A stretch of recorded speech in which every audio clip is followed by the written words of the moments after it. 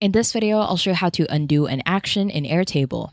Once you were on your Airtable account, the first step is to head over to your workspaces. So on the left-hand side, simply click on the workspaces.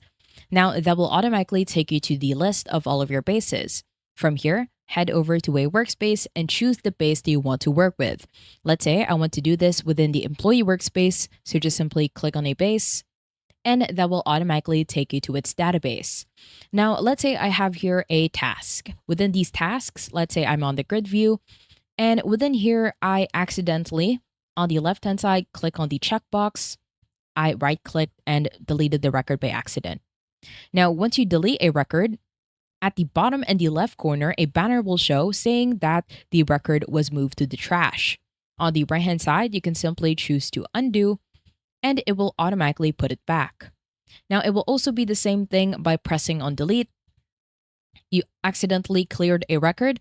You can place it back by doing a shortcut, which is Control and then Z.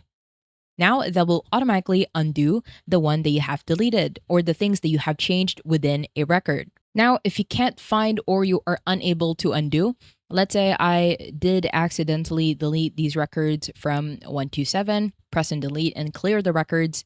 And whenever I click on undo or Control Z, there isn't a way for me to put it back. So what you can do is head over to the trash.